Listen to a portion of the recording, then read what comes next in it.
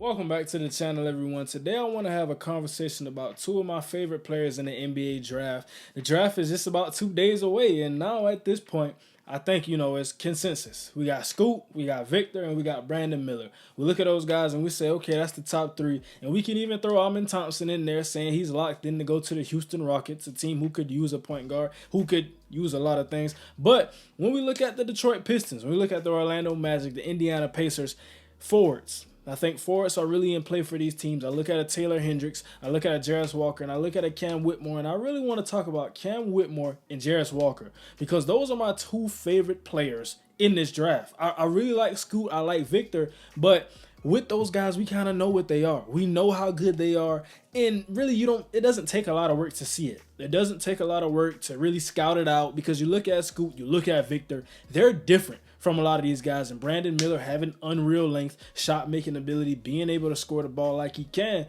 But with Jarace Walker, I think I found myself being able to say, okay, I might have found a diamond in the rough. And the reason I say that is all-level defender. Now, I watched some full games. I really don't like watching highlights with these players. It's more so full games to get a feel. But highlights, they're nice. But when I watched the full game, Houston versus Alabama, I cannot praise enough what Jarace Walker did for this team. Now, I'm going to show you this clip right here, and we're going to let it roll. We see how he helps off of the backside. He's the backside help. He's coming down off-ball defense to get in his passing lane. He's taking away this paint layup, and then he's getting back out to the corner three-point shooter, and he's stealing the ball. He's not closing out on the three. He's stealing the ball. Do you know how hard of a play that is? We're taking away 2 plays in 1. Like I said, to reiterate, not only did we take away the inside pass for the layup, we took away the pass to the corner 3 and got a steal and then made a play on the other side of the court. That is special things that I'm talking about with the length, with the size, being 6'8", 240, closer to 250 right now. He's a true man-child. And I think that the Detroit Pistons, they're kind of locked in from what I've heard from the fans that I know in that fan base. They want a Cam Whitmore. But I'm telling you, this is a guy. If you don't take Cam Whitmore, this is your guy.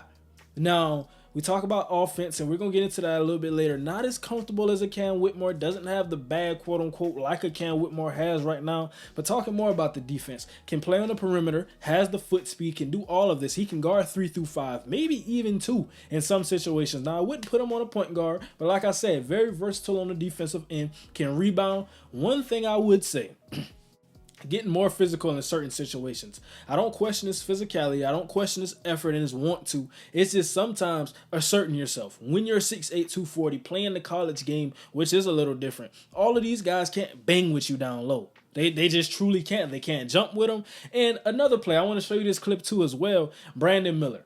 When he got in on-ball situations against Brandon Miller, played very good defense, forced some pickups, forced some turnovers, playing great defense on one of the best players in the draft this year.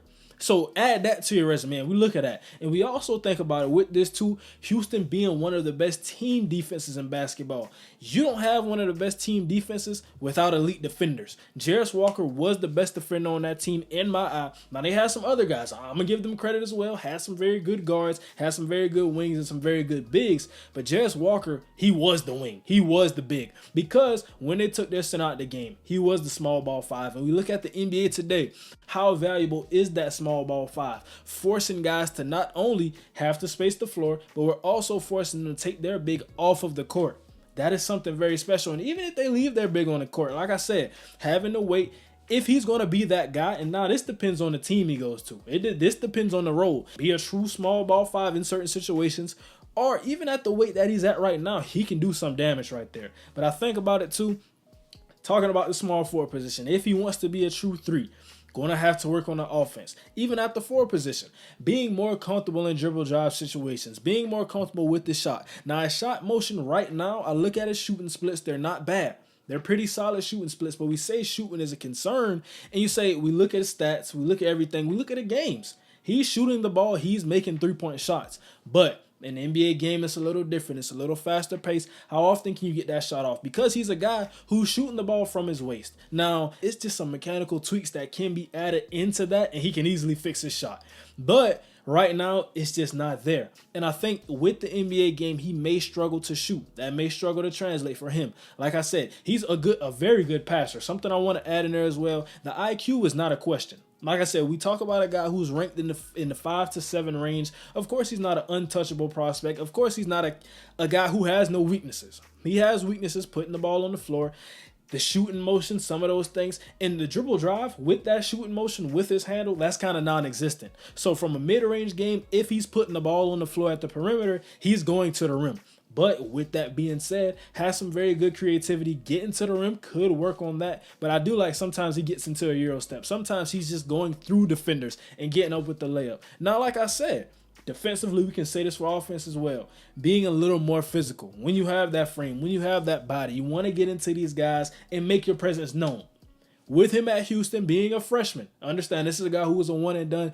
So these are some things that we can say could be easily fixed. Now, they could also be not easily fixed. We know how things go with the draft, but I think that they can be fixed. One of the players who I'm high on his upside, I think day one, he's a defender. Has the all-defense caliber.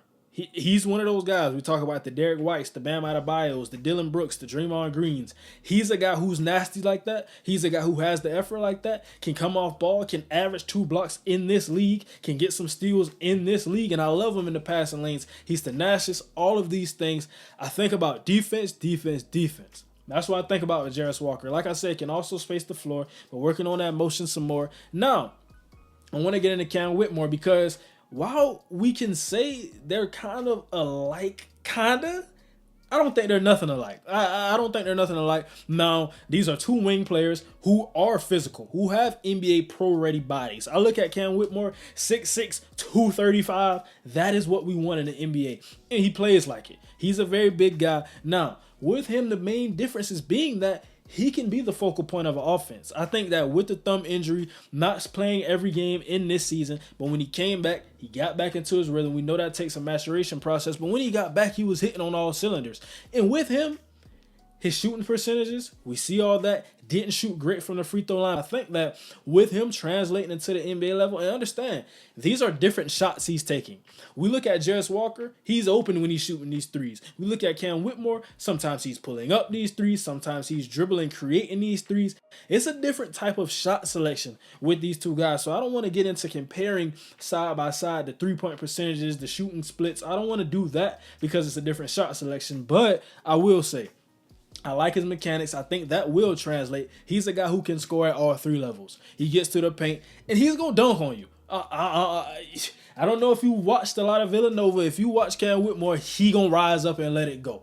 He's a guy who can get above the rim, can do all of those things, rebounds. Both of these guys can rebound, to throw that in there.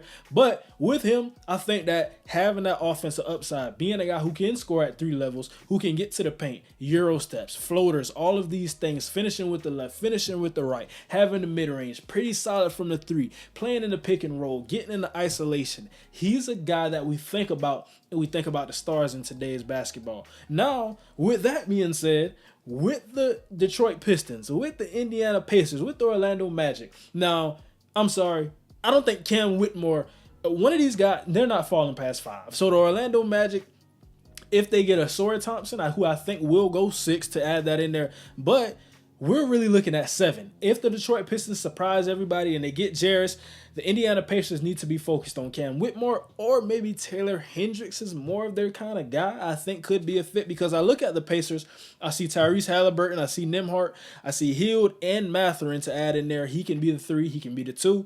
I see Aaron Nesmith, they got Jalen Duren, they got Miles Turner. So these are some interesting guys they got. But with that being said, it's always with the being said, I think bringing it back to this now, defense. With Cam Whitmore, I talked about Jarace Walker's defense. I'm not really jumping out the gym. I'm not going crazy about Cam Whitmore's defense, and I think that he has the upside. He's not as long and as big as a Jarace Walker, so that kind of takes away some of his versatility. But what I want to talk about is effort. And sometimes I see him lagging off of the ball. Sometimes I see him sagging off of the ball. Sometimes on the perimeter, he's getting lost by guys. Off the ball, he's getting lost by guys. It's these types of things. Sometimes you catch him ball watching. And I think he has all the intangibles. He can defend at a very high level. But it's about the defensive scheme. It's about the coaching staff. And will they get the best out of him defensively? Now, I'm not jumping on him and saying he's a poor defender. But I don't think he's I don't think he's the Brandon Miller of this class. I don't think he's the Taylor Hendricks of this class. Definitely don't think he's he's the Jarace Walker of this class. He's a solid defender.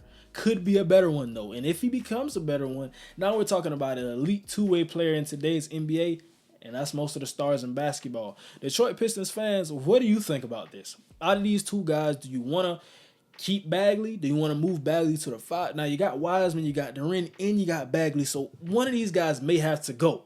Now, I'm thinking Bagley's the prime candidate to be the guy who gets being an odd man out of this team. So with that being said, you leave him out. You still got Bogdan Bogdanovic. So if we bring in a Jarace Walker, will that be the perfect fit?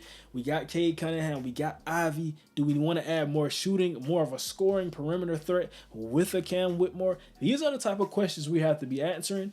We got 2 days. Let me know in the comments what you think. Who would you take with the 5th pick? Jarace Walker, Cam Whitmore? I like both of these guys. Jarace Walker being my favorite player. Not saying he should be the 5th pick, but he has a compelling case. And I think the Indiana Pacers, if he doesn't get picked by the Pistons, that's my perfect fit for him. That's going to do it for today's video, though. And until now, we out.